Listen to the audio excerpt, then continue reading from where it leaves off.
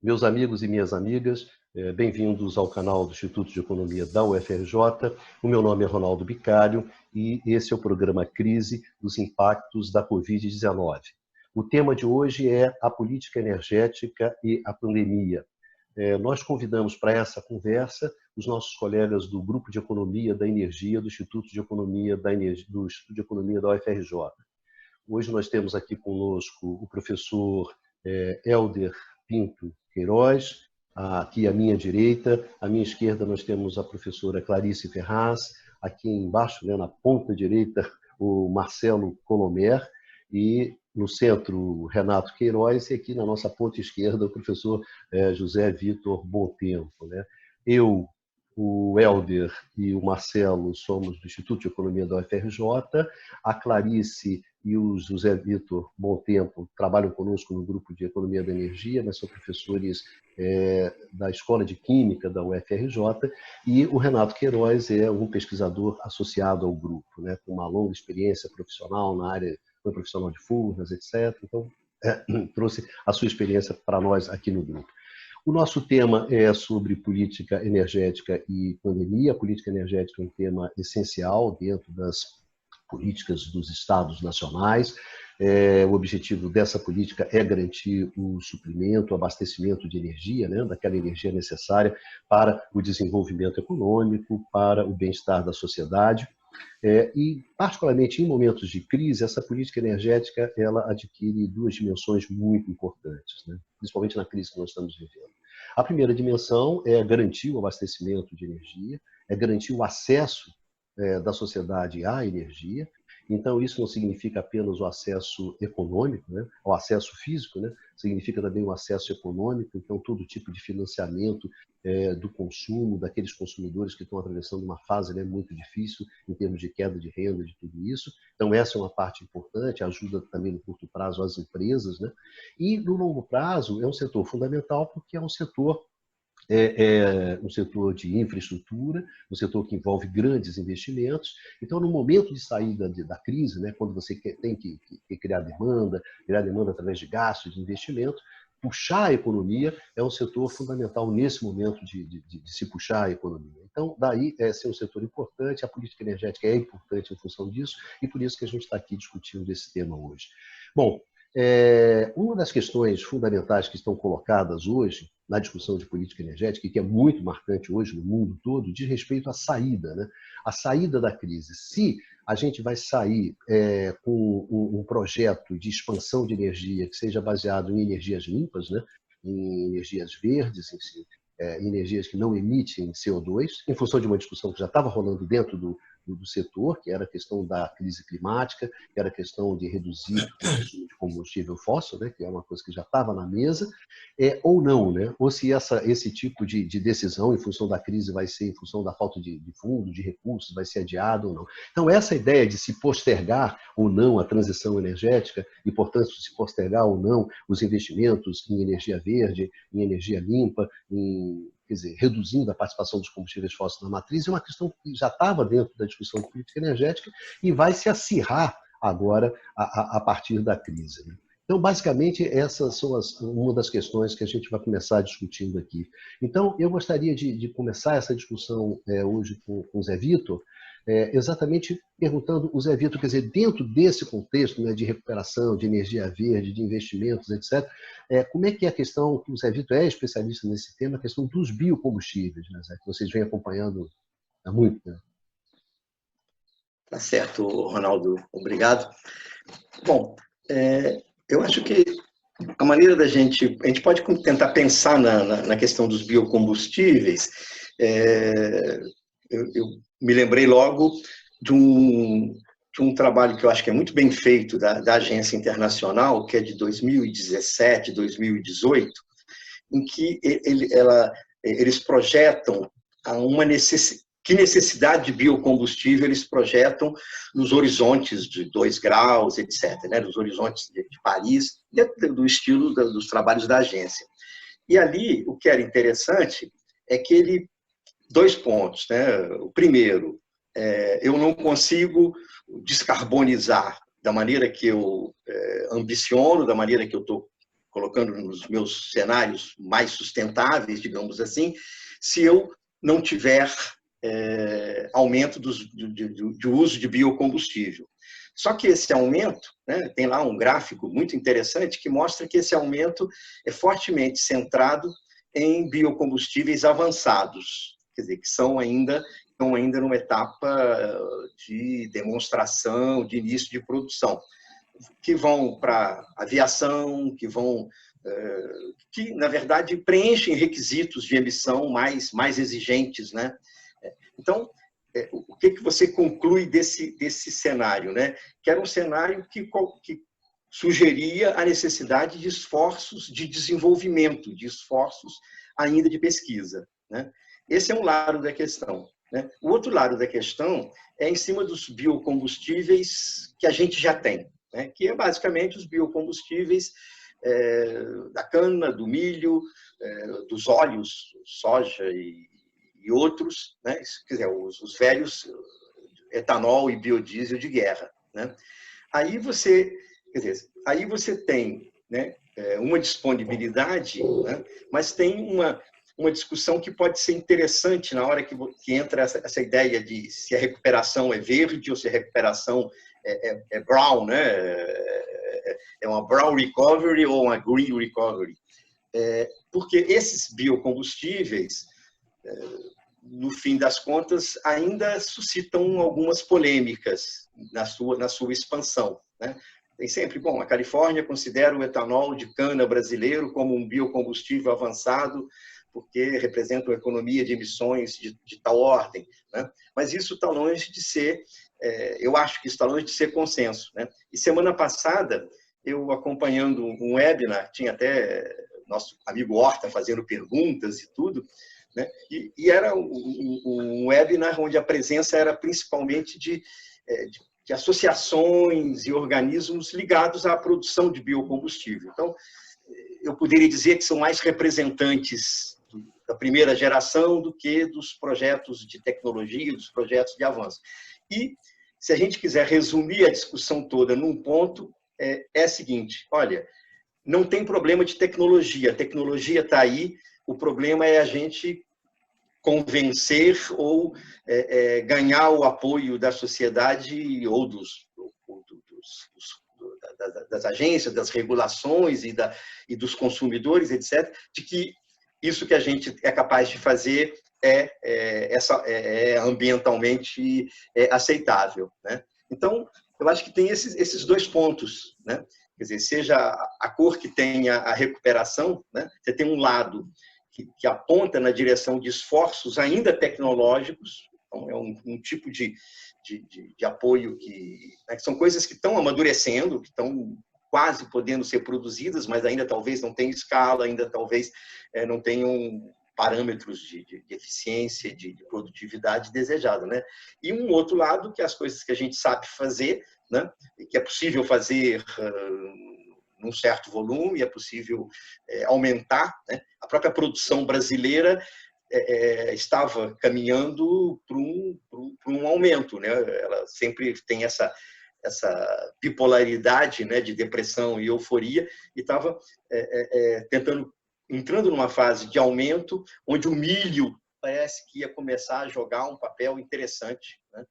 Até com alguns conceitos talvez interessantes, com milho e cana, de uma maneira tentando jogar uma certa flexibilidade, ou milho mesmo, em função lá da lógica do milho lá no Centro-Oeste, né? Então, acho que é esse o contraponto que eu enxergo no momento, né?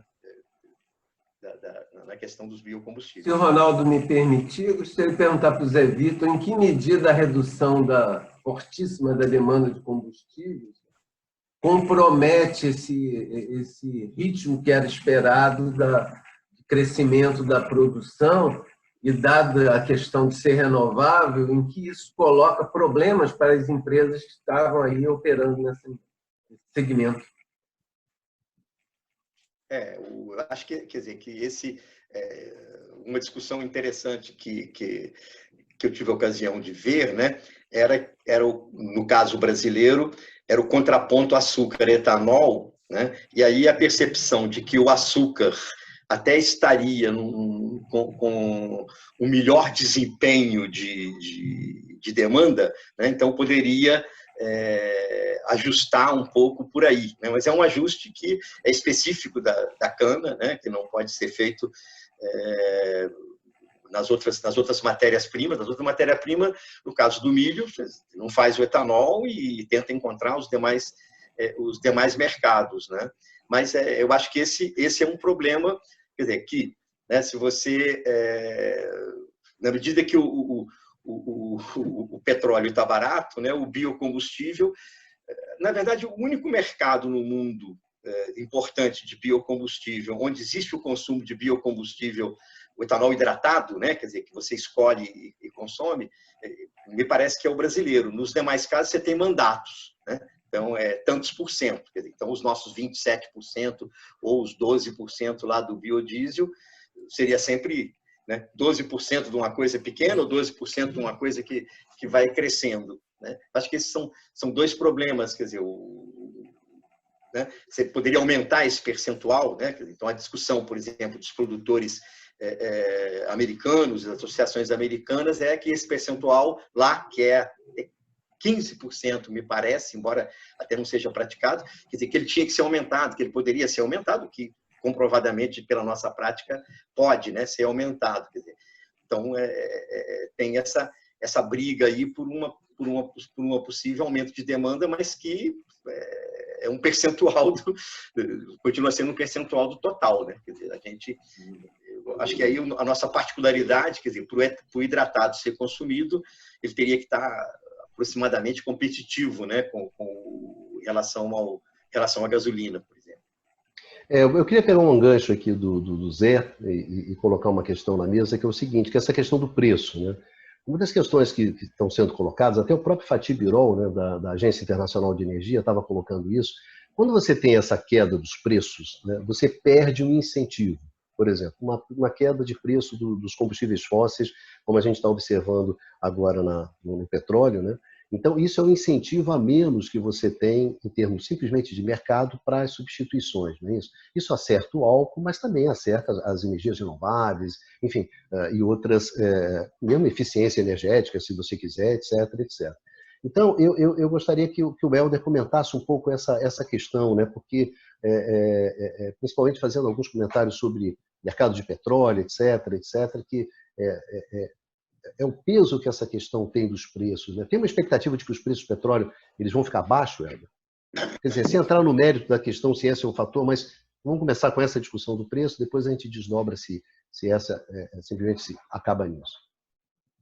Ok, só recordando, então, a partir do gancho que você colocou, né? Primeiro que na indústria do petróleo a gente tem estruturas de custo de exploração e produção muito distintas, variadas, né, de um lugar ao outro. Na Arábia Saudita, o petróleo em terra é muito mais barato do que o petróleo pré-sal, offshore ultraprofundo, ou que do petróleo e gás chamado não convencional nos Estados Unidos, né?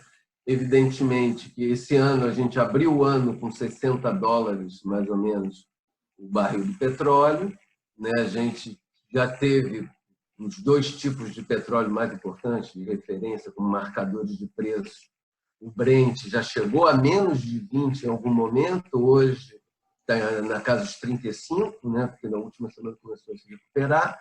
E o outro, que é a referência do mercado americano, WTI, já está também no patamar de 30, mas 20 de abril, um mês atrás, tivemos lá o episódio do preço negativo, né? Então, a amplitude dessa volatilidade já foi de menos 30 a mais 30, né? Então, a gente está num período completamente excepcional em matéria de não só dos movimentos de oscilação de preços, que refletem, né, uma incerteza enorme com relação ao comportamento futuro da demanda, né? Então, isso também tem a ver com o que o Zé Vitor estava comentando, né? No mercado associado aos combustíveis destinados ao setor de transportes, né? A gente teve uma redução também brutal da demanda, muito rápida, e ainda existem desenhos possíveis, não são nem cenários, né? Desenhos possíveis de possibilidades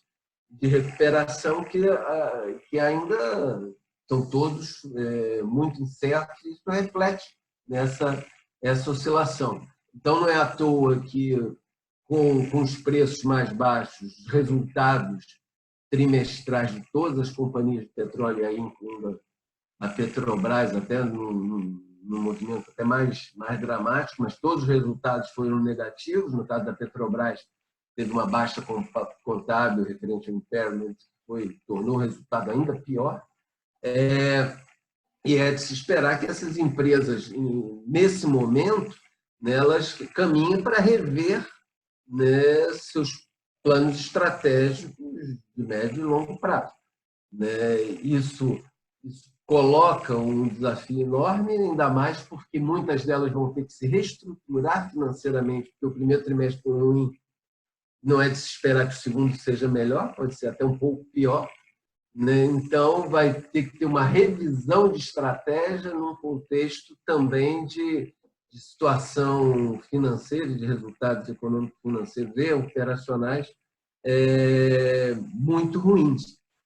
Isso também coloca, do ponto de vista da formação de preços, um desafio muito grande, porque, como todos sabemos, as estruturas de preço do petróleo em todos os países comportam elementos fiscais que são bastante relevantes, e isso vai exigir, num momento como esse,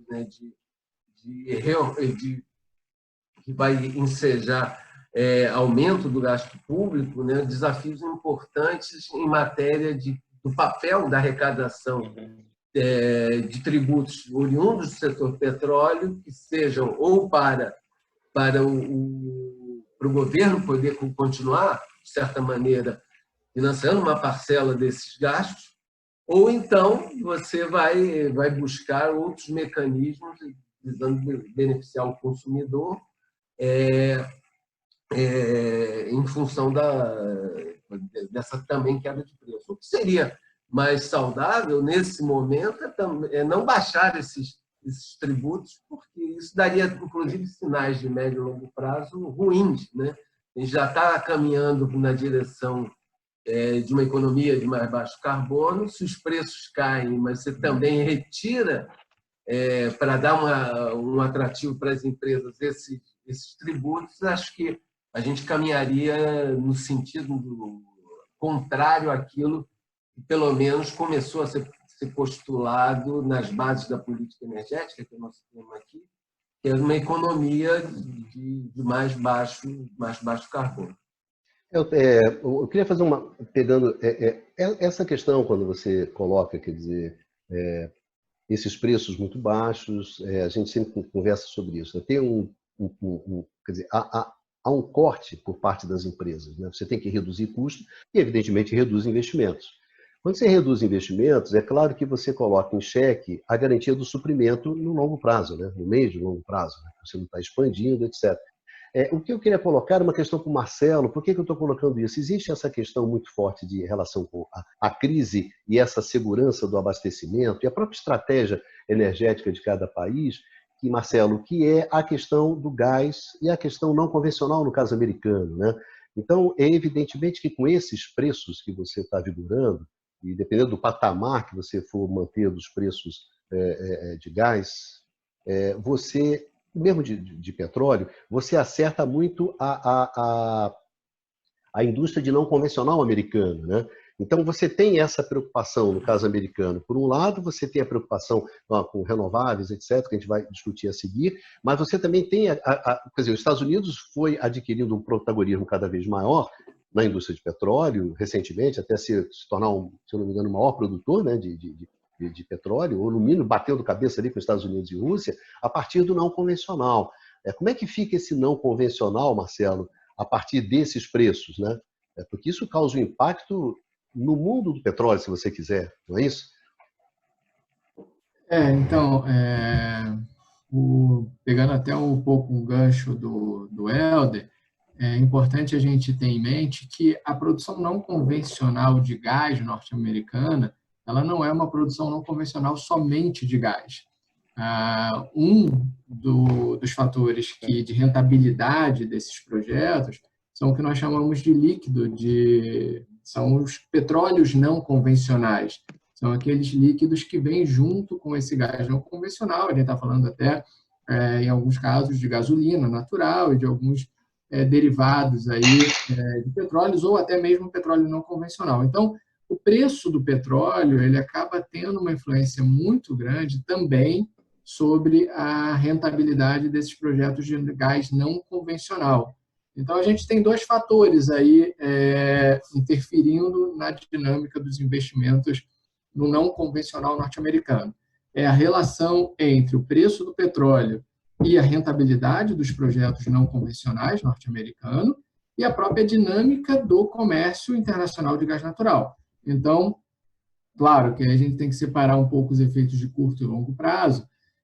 No curto prazo, o que a gente viu é que essa redução da demanda mundial, ela também reduziu muito o comércio internacional de gás natural, especificamente de GNL. Então, como o mercado norte-americano também vinha, de não convencional, né? Ele vinha crescendo também com essas expectativas de preços mais elevados no mercado de GNL, você tem uma sinalização de uma redução da rentabilidade pelos dois lados, tanto pela redução do preço do GNL quanto pela própria redução do preço do petróleo no mercado internacional. E aí vem uma particularidade da característica dos investimentos em não convencional. Diferente da exploração tradicional, convencional, onde os projetos e os investimentos são investimentos de longo prazo e a rentabilidade se dá no longo prazo, no caso do não convencional, a dinâmica da própria curva de produção, ela é uma curva de produção de curto prazo.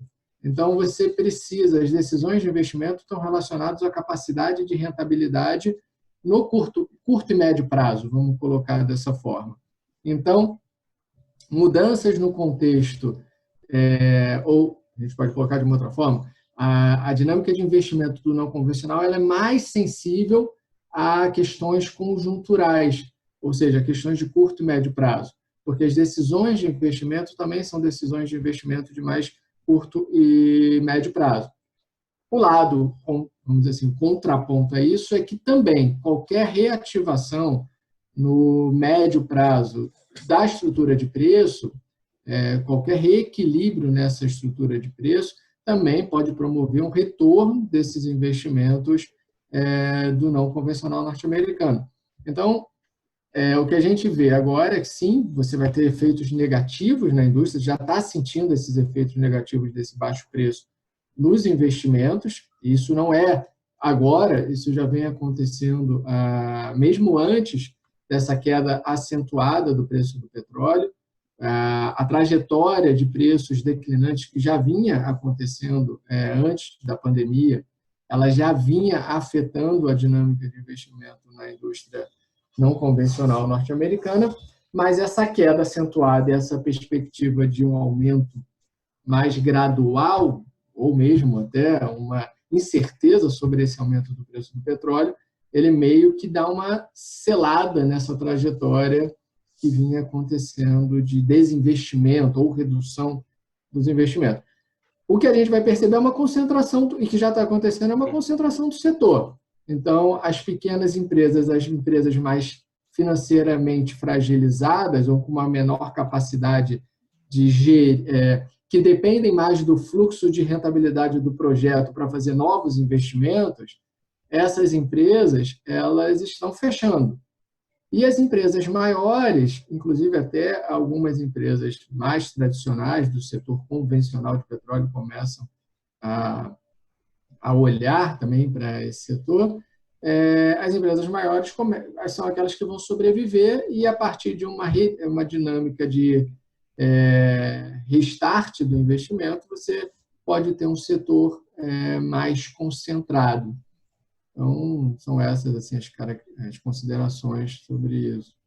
O que acontece é que, por exemplo, a crise, evidentemente, que ela afeta aquelas indústrias, né, de energia que são mais tradicionais, como o setor de petróleo, gás, mas também a crise ela também atinge as empresas de energias renováveis, né, de energias limpas, né? Eu estava vendo um dado ontem que, no caso americano, você já tinha 500 mil desempregados que estavam justamente ligados a essa energia limpa, né? Ou energia eólica, energia solar e eficiência energética, etc, etc. Ou seja, se empresas que são mais robustas, né, e setores que são mais robustos dentro do mundo da energia, por exemplo, as petroleiras, elas são atingidas pela crise, né? Evidentemente que essas empresas, esse setor, que é o setor de energias renováveis, ele acaba sofrendo mais, né? Porque ele justamente está nascendo, ainda não são muito vigorosos, etc, etc. E quando a gente fala simplesmente a preocupação que tem a Agência Internacional de Energia com alguns fatores, evidente, o primeiro fator é o fator preço, né?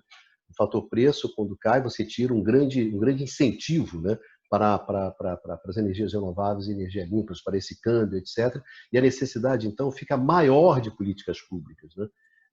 Então, eu gostaria de perguntar um pouco para a Clarice, que ela falasse um pouco sobre isso, né? Sobre a necessidade que você tem de contrabalançar determinadas tendências, determinados fatores que vão surgir ao longo da crise, que, na verdade, desincentivam muito a transição nos moldes que a gente está discutindo, né? Independentemente da discussão de que se a crise climática também causa as pandemias, etc, etc, ou seja, a crise climática, ela é per si, só o aquecimento global, com tudo que ela envolve, já tem peso suficiente e dramaticidade suficiente para tornar necessária a preocupação com ela, né? Então, Clarice, eu gostaria que você falasse um pouco sobre isso, né? Quais são as perspectivas nesse exato momento do setor de energias renováveis, né? Que está enfrentando dificuldades muito grandes agora, né? São mais frágeis do que os outros. Nessa ecologia da energia, na verdade, são os mais fracos, né? Dependem muito do suporte de políticas públicas. Eu queria pedir licença não, que a Clarice não tome como uma descortesia muito grande a ela. Vai ser gravado, divulgado, eu terei a oportunidade de ver, mas eu, infelizmente, tenho outra reunião logo em seguida, né, e queria pedir licença a vocês, e fico ansioso de ver a rodada final, né? O tema sem dúvida, muito interessante, com muitas perspectivas. Um abraço, boa continuação na reunião. Valeu, Zé, obrigado. Não, é como você coloca, né? Então, sempre essa questão de curto e longo prazo, né? Então, assim, você precisa, as indústrias mais importantes hoje, que têm um peso maior na economia, são as fósseis. Então, nesse sentido, do curto prazo, de eu manter a economia girando, é normal que imediatamente elas também recebam mais atenção e corram para pedir o socorro. E isso questiona a transição. Só que você tem que pensar o que você quer salvar no meio disso tudo e o que você quer encontrar amanhã, no teu médio e longo prazo, né?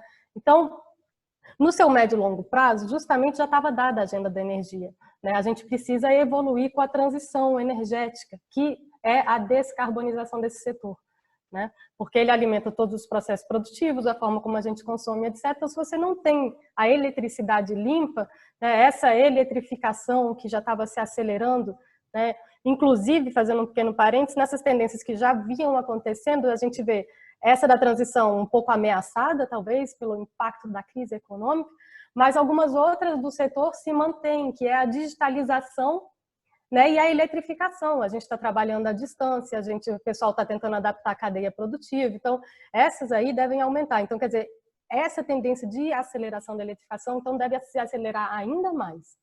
E está bem evidente, né, a amplitude do problema que a gente está vivendo, que tem que cuidar desse equilíbrio ecológico maior. Então, tem a agenda da transição para se cuidar. E aí, para não repetir os erros, né, de pacotes de ajuda, né, para a entrada e resolver problemas, né, de grandes crises econômicas, como foi feito em 2008, né, nesse momento já está todo mundo discutindo, né? Se você quer ajuda, você então vai ter que me dar uma contrapartida. Então, se a gente olha isso e aplica isso para o setor de energia, né, então fala assim, eu posso te ajudar agora, mas você então tem que fazer esse investimento, você tem que fazer suas despesas, né, nesse sentido de já ir se alinhando nesse movimento de transição, porque a gente está muito preocupado com o médio e longo prazo, né? Inclusive, eu queria até fazer só um pequeno assim, comentário, como assim, eu acho assim, para o setor elétrico, assim, como o pacote é realmente, eu acho que a gente não pode nem chamar de pacote, né?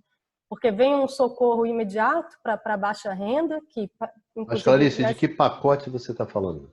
Então, eu acho que não é nenhum pacote, das medidas que foram anunciadas, né? Teve esse resgate aí da tarifa para cobrir o pessoal de mais baixa renda mesmo da tarifa social. Mas você está falando do caso do Brasil. Você está falando do caso específico do Brasil, do setor elétrico brasileiro e da ajuda a esse setor, não é isso? Não, só para situar um pouco quem está ouvindo a gente, né? Eu não pensei que tinha ficado tão confuso.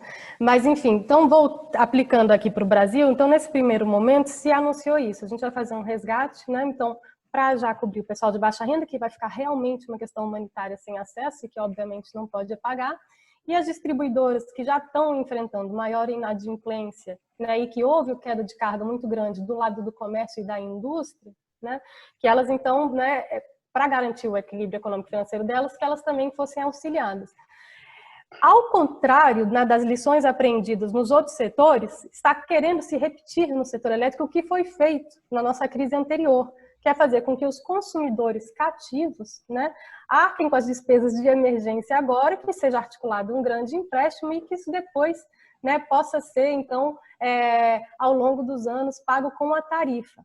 Então, imediatamente no curto prazo vai vir esse socorro, mas no médio e no longo prazo isso vai provocar aumentos de tarifa, né, que devem, então, tendem, na verdade, a agravar os problemas anteriores, né, de incapacidade de pagamento, né, de perda de competitividade para a indústria, né, e isso sem falar em absolutamente nada do lado, né, da questão do caráter do investimento, se ele é green ou brown, como o José Vitor estava colocando, né. Então, eu me perdi um pouquinho, para ser sincera, não sei se responde bem a questão.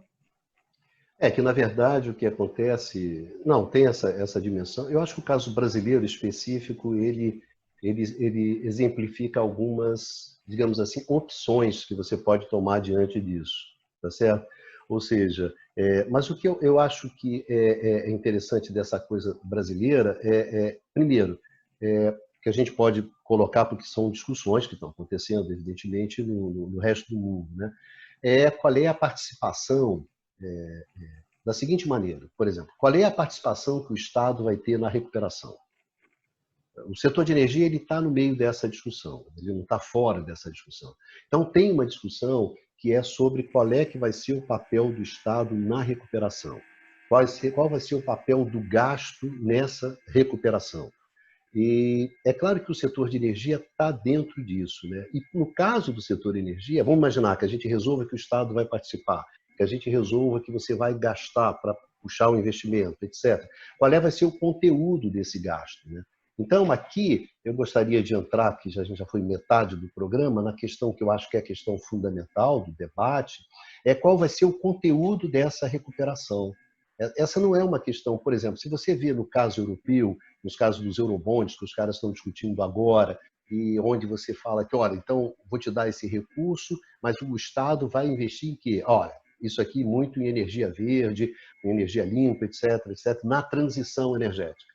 No caso americano, você tem enfrentamentos, né, bastante fortes em relação a essa coisa do novo Pacto Verde, etc., onde você tem interesses de indústrias estabelecidas, tem essa questão, ou seja, há um debate político sobre essa questão, que é a questão do conteúdo da transição, da postergação ou não dessa transição, né? Então, eu gostaria de colocar essa questão, né? Como é que vocês veem isso, né? Como é que vocês estão vendo essa retomada, essa discussão, esse debate, que é um debate muito intenso, Clarice, a gente tem acompanhado fora, mas evidentemente que aí a gente entende, devido ao atual quadro político-institucional brasileiro, você não tem esse debate, né? Então, na verdade, a questão do setor elétrico brasileiro, ele se debate dentro dos seus próprios problemas, sem nenhum tipo de coordenação ou do Estado, ou nenhuma coordenação, ou nenhuma perspectiva de longo prazo, que não seja simplesmente se salvar ali no que está acontecendo agora, né? Você não tem, essa discussão não passa, mas nos outros lugares está tendo, né? Então, eu gostaria que vocês falassem um pouco sobre esse debate, que é um debate que está acontecendo no mundo inteiro, tem questões de recursos, como vai financiar esses recursos, se vai ter recurso ou não para energia, ou se você vai considerar outros. Enfim, o debate da política energética vai acabar passando fortemente por isso, né? Exatamente, né? A única coisa que eu vou falar é que ninguém está discutindo o mercado, né, senhores? Vamos ser honestos, né?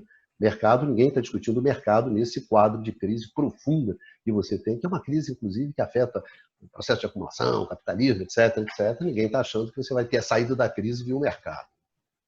O Renato pediu a palavra, mas eu também depois queria fazer um comentário. Vai, Renatinho, você que está tão quietinho. Não, obrigado pelo convite e tal. Bicalho, eu queria ainda voltar um pontinho, já que eu peguei ali as informações de todos. O seguinte, eu acho um ponto importante para falar dessa pandemia, mudança climática, e depois também o que a Clarice falou sobre o setor elétrico, a eletricidade. Quer dizer, no fundo, a queda, um temor que nós temos, nós que discutimos política energética, é que a queda no custo dos combustíveis fósseis, após a queda da demanda, pode ter um impacto negativo na transição energética. Isso aí a gente tem esse temor, e todos que discutem política energética têm essa questão que você já colocou aí, vai postergar, vai interromper, etc. Renato, só te interrompendo, principalmente numa área que você é especialista, né, que é essa questão de eficiência energética, né? Pois é, eu posso até falar um pouco disso. Combustível barato, o que o cara quer economizar quando está tudo barato? Pois é, mas eu queria chegar a questão da pandemia com as mudanças climáticas, quer dizer, a redução desses custos, que a gente vê aí dos fósseis, pode levar a maior uso, certamente, dos combustíveis fósseis na nossa vida diárias, porque, afinal, a arbitragem financeira seria favorável ao seu uso, inclusive devido à ausência de um preço relevante para o CO2. Né? O confinamento reduziu as emissões de CO2 lá muito na Europa, ali, que é 60% todos os dias. Agora, aí vem as famosas perguntas que nós já colocamos nas nossas discussões, quer dizer, com a queda do preço do barril do petróleo, por exemplo, o desenvolvimento do carro elétrico vai diminuir em comparação ao carro térmico, isso fica a nossa questão. Agora, Renato, só uma informação, eles esperam que a venda de carros elétricos vai cair 40%. Pois é. Muito então, mais do que dos outros carros. Né? Pois é. Então, um ponto importante que eu gostaria de destacar é o seguinte. Agora, as mudanças das temperaturas nas estações do ano, nos países, as consequências, os temporais, as estações do ano já não são as mesmas, então, não desaparecem por conta do coronavírus. E aí, pelo contrário, quer dizer, essa pandemia,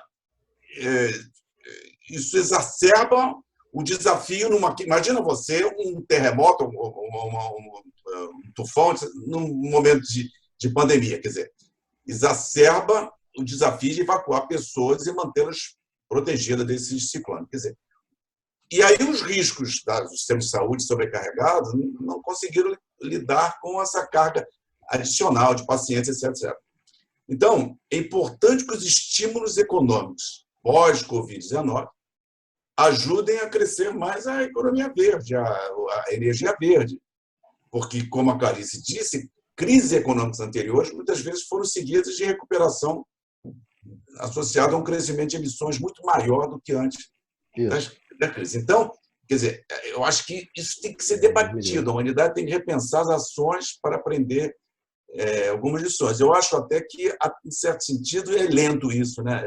Antes. Quer dizer, é um fracasso, na minha visão, do enfrentamento firme das mudanças climáticas. Bom, a gente vê até agora, se a gente quiser pegar um exemplo agora, Curitiba está lá com uma estiagem severa. E ninguém está falando isso, porque tem a pandemia, mas imagina se fica sem água. Né? Bom, um outro ponto que eu queria levantar também é o seguinte. O papel da eletricidade, certamente, eu estava notando aqui que a Clarice falou, em nossas vidas vai aumentar. Vai aumentar exatamente até por essa questão de uso digital, e até vamos dizer, as cidades inteligentes usam cada vez mais digital. A gente pode dizer aqui no Brasil vai postergar o uso de cidades inteligentes em função da economia, mas eu acho que não tem saída, que o papel da eletricidade nas nossas vidas vão aumentar. E aí, cada vez mais, a gente tem uma dependência maior de um fornecimento seguro e confiável. O transporte, quer dizer, mesmo o carro elétrico seja mais para o futuro, mas vai entrar eletricidade no transporte e tal. Então, a questão das renováveis no setor elétrico é primordial. O que você outro que foi falado também, que eu acho importante, e no setor elétrico, e aí eu aprendi isso quando trabalhei no Grupo Eletrobras, em Furnas, não vive sem uma coordenação. O que se sente hoje é uma falta de coordenação. Uma coordenação competente, não se vive sem uma coordenação. Na hora que você tem uma crise financeira, você tem que ter uma coordenação. E é por isso que esses pacotes financeiros, que eu acho que nós vamos falar agora, daqui a pouco, desses pacotes financeiros que saem no Brasil, parece que são reuniões assim de curto prazo, quer dizer, eu não tenho um planejamento, eu sento aí de o que eu posso fazer. Aí vem os seus interesses, vem quem fala mais forte e começa a entrar. Então, eu acho que é o seguinte, a palavra coordenação do sistema elétrico é primordial. Não é à toa que o planejamento fez os famosos grupos GCPS, os GCOI, que depois viraram aí a EPE e o ONS. Agora, a eficiência energética, nós sempre brincávamos, quando discutíamos nas previsões de mercado a eficiência energética, que era o seguinte, quando eu faço eficiência energética, quem suprime energia, quem vende energia, muitas vezes ganha menos. Então, você não tinha, às vezes, a mesma ênfase nas discussões, a distribuidora, se o cara vai fazer eficiência energética, eu vou vender menos energia. Certamente já foi discutido, não é bem assim, etc. Mas eu digo o seguinte, nunca foi dado um valor tão grande da eficiência energética. Ela começa a ter um progresso quase que autônomo. Eu, na hora que eu vou trocar as minhas máquinas, eu compro máquinas mais eficientes, o mercado está com máquinas eficientes. O residencial, ele começa a usar geladeiras eletrônicos mais eficientes para o mercado. Parece que vem algo meio autônomo, quer dizer, planos eficientes de eficiência energética. Não tem, nós discutimos até entre nós aqui, no cenário renovável da Agência Nacional de Energia, que você teria materiais mais eficientes, você teria que ter várias mudanças estruturais para a eficiência energética. Então, me preocupa a eficiência energética nesse processo atual. Não sei se... Helder. Não, vou tentar fazer um pouco de costura com o que vocês falaram, a partir da pergunta que acho que era central do Ronaldo sobre o papel do Estado agora, né? A gente está num momento onde, evidentemente, acho que o Estado vai ter cada vez mais uma relevância fundamental na redefinição de políticas públicas, de políticas setoriais, e a energia não está à parte nisso, evidentemente. Então, em todos os países, acho que os princípios e a qualidade da redefinição das diretrizes de política energética vão ser centrais para o futuro. A gente pode ter oportunidades a partir até dessa crise, né? Pegando os dois exemplos do carro elétrico, da eficiência energética, da própria renovável, né?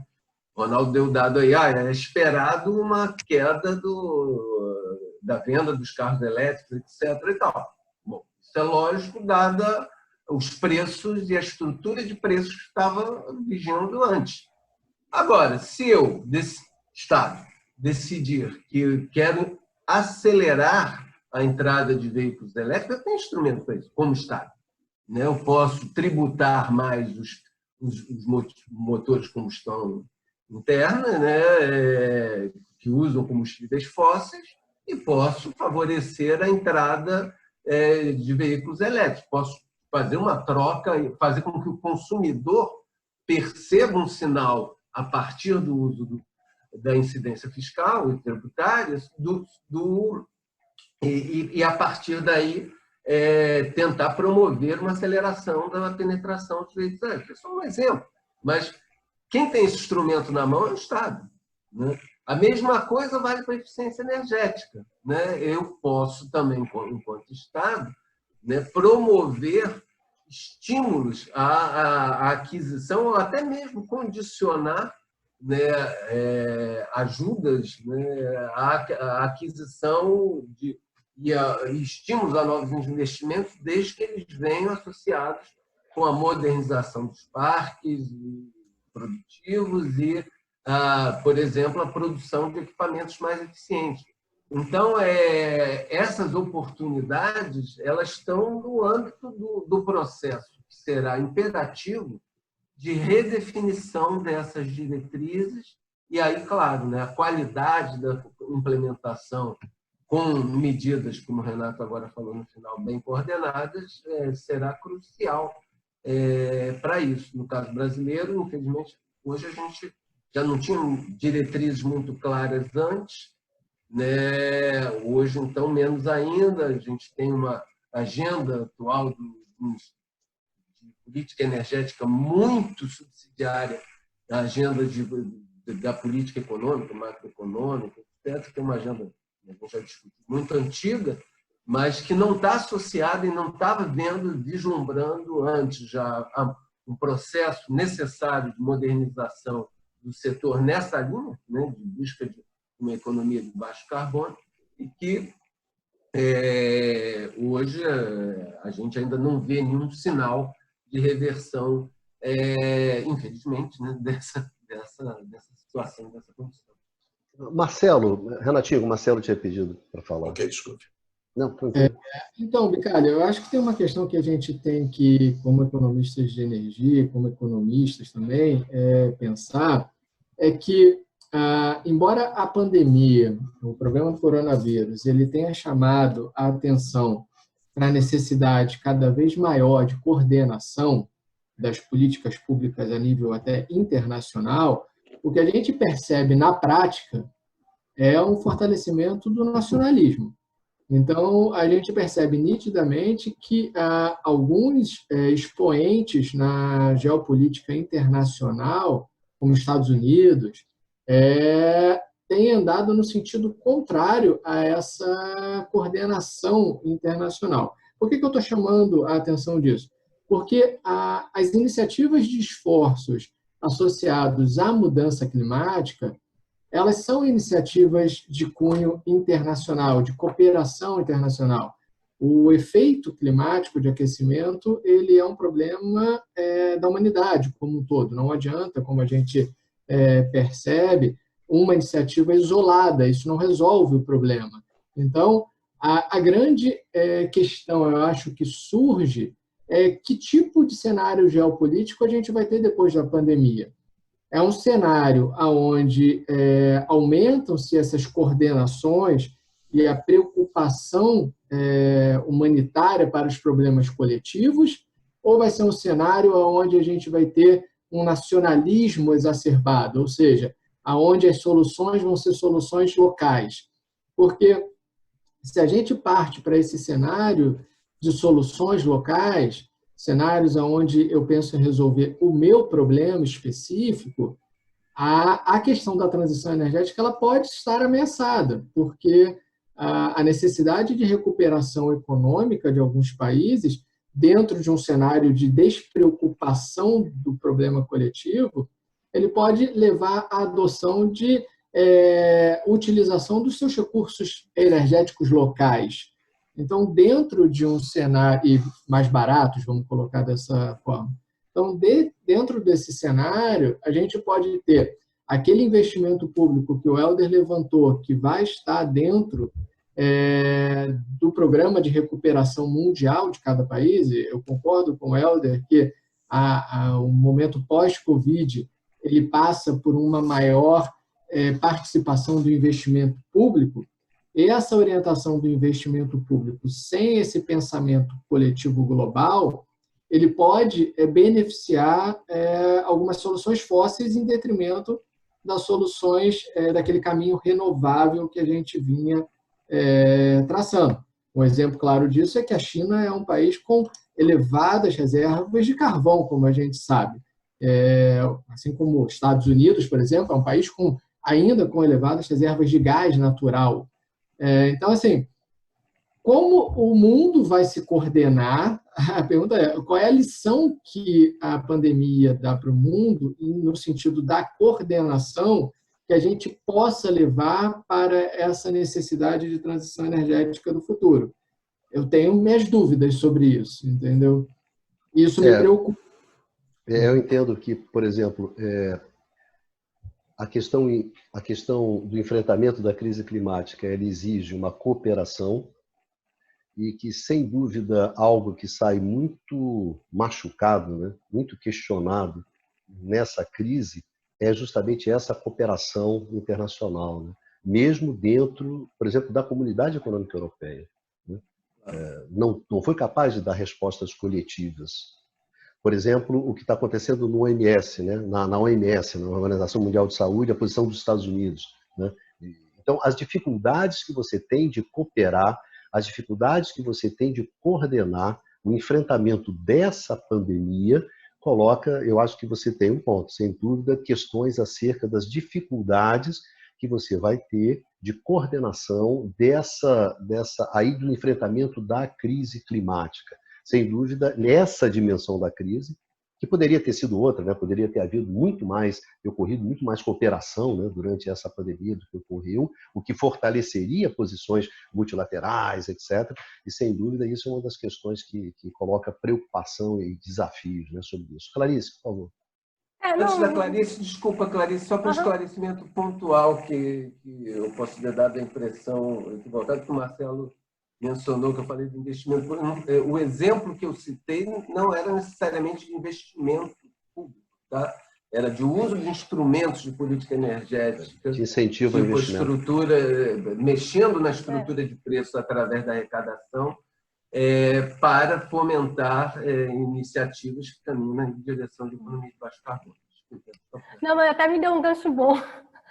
Porque, na verdade, o que a gente vinha vindo antes, né, a gente estava discutindo isso até ano passado, e Gustavo também, um colega nosso, que é mostrando assim, na verdade, esse contexto de transição, de incerteza, né, fóssil, renováveis, essas disputas geopolíticas, a gente estava assistindo no setor de infraestrutura, isso tem, o Banco Mundial levanta esses dados, o investimento privado no setor já vinha caindo.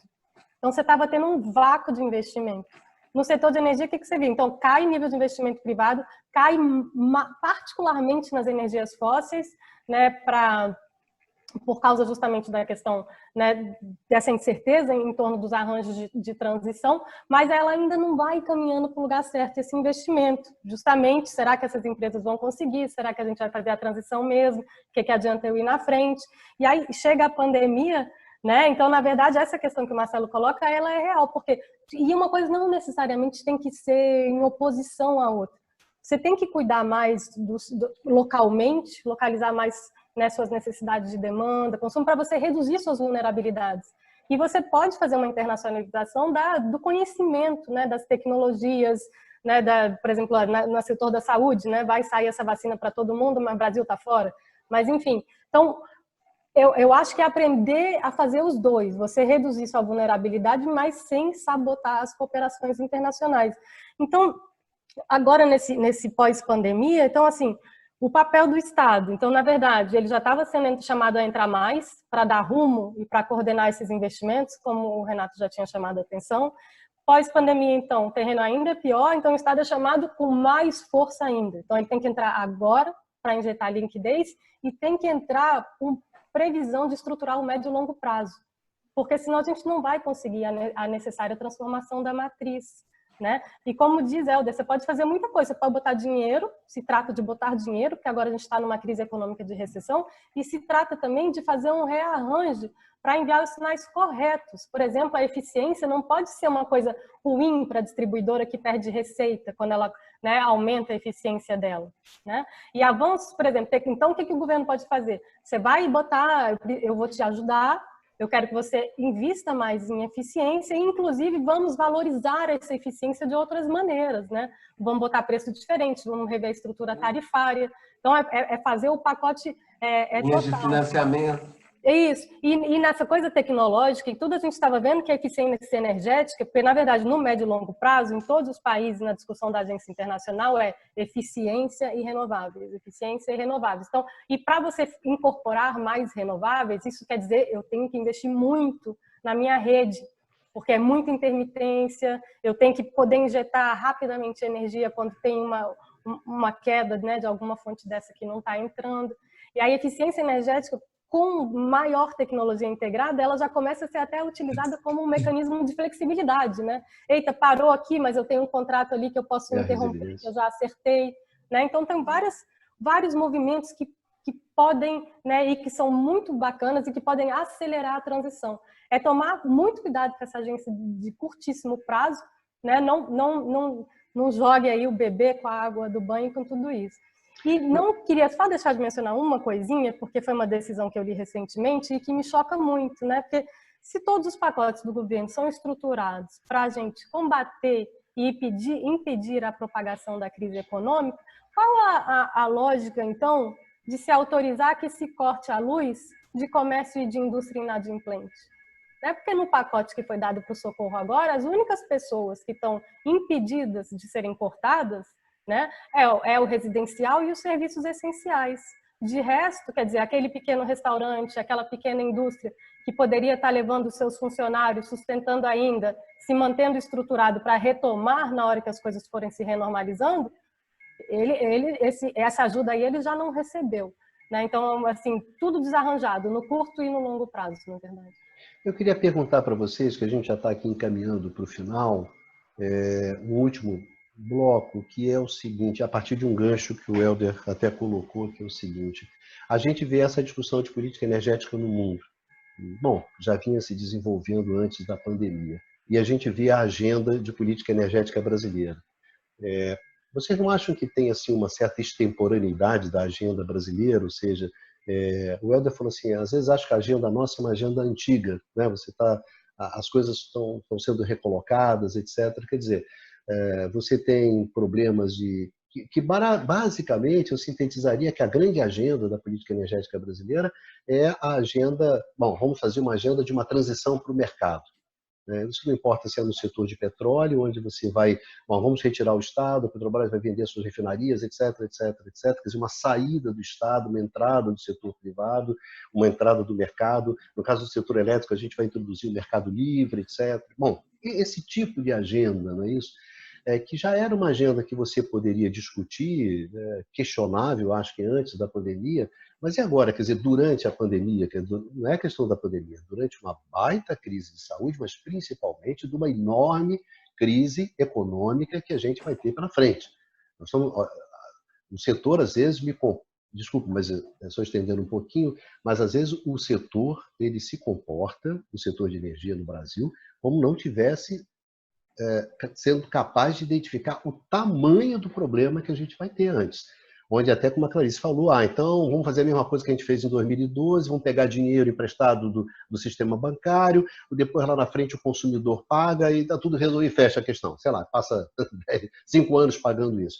Mas que consumidor vai ser esse que vai sair dessa crise, gente? Não vai ser o mesmo consumidor lá de 2012, 2013. Então, eu gostaria um pouco... quer dizer, por que a agenda brasileira está tão torta num momento como esse tão difícil, né? Onde os desafios vão ser enormes, enormes, inclusive para o setor, né? Se vai para uma recessão, o setor vai junto, né? Renato, começa você, por favor. Pois é, eu acho que isso dá para fazer uma costura, isso que você está falando, que o Helder e o Marcelo e a Clarice falou. Realmente a agenda, não é essa agenda de abertura que a gente pode vencer a nossa situação. Eu acho que essa agenda venceu e se querem continuar com essa agenda, estão num atraso muito grande. Eu posso fazer um pacote de estímulo, inclusive pós-pandemia, com ações de estímulos à transição energética ou o que o governo quiser. E acho o seguinte, viu, Marcelo? Se for soluções locais, nós temos muitas condições, se nós fizermos com competência, fizermos com a nossa experiência que nós temos de resolver crises no setor energético, nós podemos vencer isso, não com essa agenda, Ronaldo Bicalho, com a agenda de experiência que nós tivemos. Só quero lembrar que nós tivemos, na época da própria ditadura, quando houve a crise do petróleo, nós fizemos agendas aqui, como o programa do álcool, como a substituição de caldeiras de óleo por caldeiras elétricas, depois foi contestado porque a tarifa, o setor elétrico subsidiou as caldeiras, mas nós tivemos saídas nacionais que nós vencemos a crise. Nós temos capacitação de fazer isso. Nós temos uma história de planejamento desde os anos lá de Getúlio, de Juscelino, e o Estado por trás disso. Essa agenda atual, vou finalizar aqui por causa do nosso tempo, para responder a tua pergunta e dar chance dos outros colegas, essa agenda vai nos levar para o buraco nessa situação.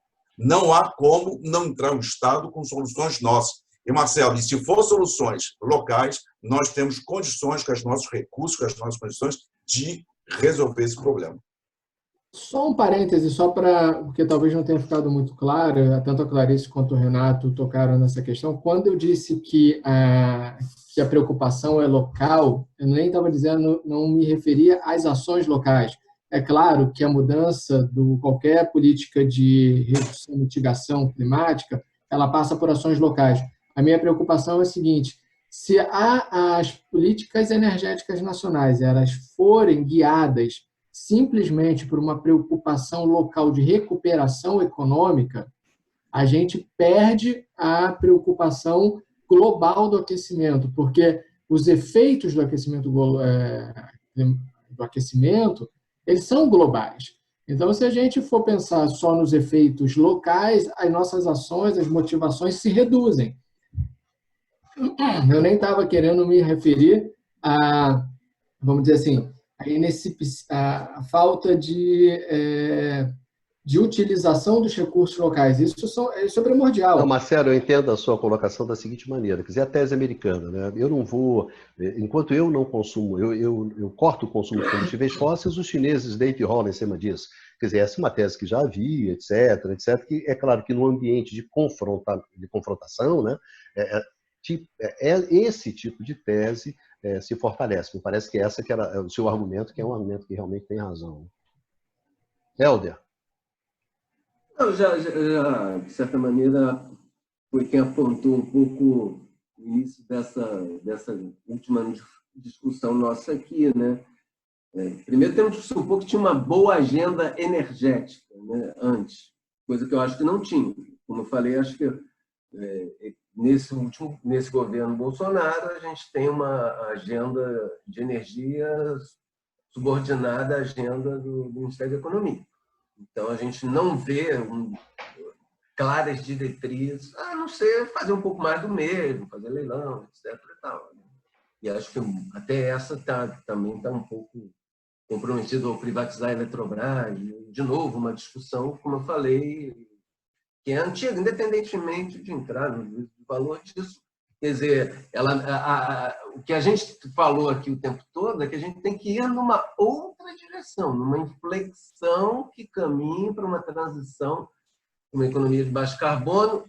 De fato, às vezes, eu acho que a nossa grande vantagem hoje, comparativa, de ter uma matriz mais limpa, comparativamente a outros países, né? Para ficar... Quem estiver ouvindo a gente não estiver familiarizado, os combustíveis fósseis representam, em média, 85% da matriz energética mundial e aqui apenas 55%.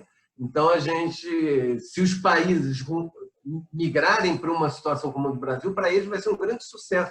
Mas a agenda não se restringe a isso, né? A transição energética não se restringe a isso e a gente está caminhando no sentido de incorporar, por exemplo, que seria uma outra discussão, questões associadas à digitalização, inteligência artificial,